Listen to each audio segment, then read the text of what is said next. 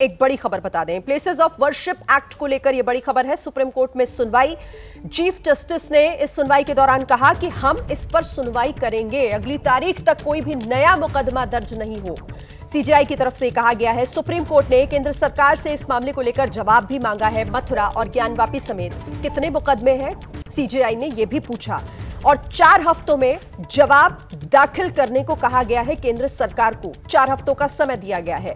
अब अगली सुनवाई तक सर्वे के आदेश भी ना दिए जाएं। कोर्ट ने यह भी बड़ी टिप्पणी करते हुए कहा है आज कि अगली सुनवाई तक सर्वे का कोई भी आदेश ना दिया जाए। और क्या कुछ हुआ है आज, इस पर और क्या अहम जानकारी है, सीधे निपुण सहगल हमारे सहयोगी जुड़ गए हैं। निपुण, कोर्ट ने और क्या कुछ कहा?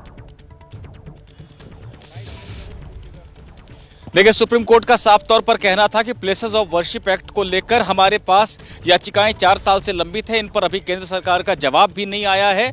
और ये उचित नहीं लगता है कि जब ये मामला लंबित है कि धार्मिक स्थलों को लेकर दावा हो सकता है कि नहीं हो सकता है या उनकी 1947 वाली स्थिति बनाए रखी जाएगी। ऐसे में निचली अदालतें कोई आदेश पारित करें और सुप्रीम कोर्ट में मामला जब लंबित है इसलिए सुप्रीम कोर्ट ने यह कहा है कि फिलहाल हम सुनवाई करेंगे सभी याचिकाओं पर। केंद्र सरकार 4 सप्ताह में जवाब दाखिल करे, उसके 4 सप्ताह के बाद जो याचिका करता है, जो प्लेसेस ऑफ वर्शिप एक्ट के पक्ष में या उसके विरोध में सुप्रीम कोर्ट तक आए हैं, वो जवाब दाखिल करें तो जाहिर तौर पर 2 महीने के लिए सुनवाई टल गई है। लेकिन इस दौरान कोई भी नया मुकदमा दर्ज नहीं हो सकता धार्मिक स्थलों को लेकर। यानी अभी जो 8-10 मुकदमे देश भर में अलग अलग जगहों को लेकर दर्ज हैं, उनके अलावा कोई नया मुकदमा दर्ज नहीं होगा। जो मुकदमे लंबित हैं, यानी जो चल रहे हैं, चाहे जो संबल की मस्जिद का हो या कोई और मुकदमा हो, ज्ञानवापी का हो, मथुरा का हो, ये तमाम जो मुकदमे हैं ये चलते रहेंगे। लेकिन निचली अदालतें कोई प्रभावी आदेश नहीं देगी। अंतिम आदेश तो दूर की बात है, फाइनल ऑर्डर तो नहीं आएगा।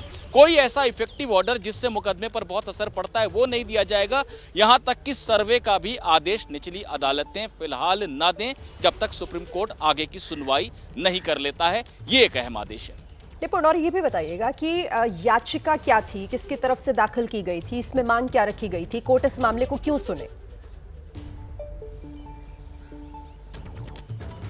देखिए Shirin, places of worship act 1991 जो है वो ये कहता है कि 15 अगस्त 1947 को जो भी धार्मिक स्थल जिस स्थिति में था उसकी वही स्थिति बनाई रखी जाएगी। यानी एक तरह से मना कर देता है कि कोई मुकदमा दर्ज नहीं हो सकता है।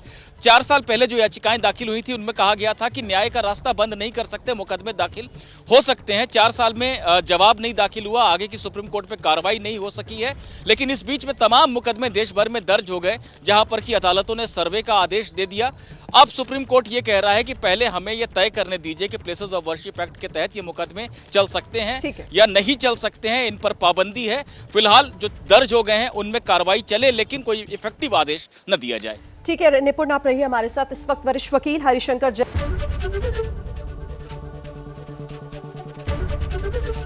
एबीपी गंगा, खबर आपकी, जुबान आपकी।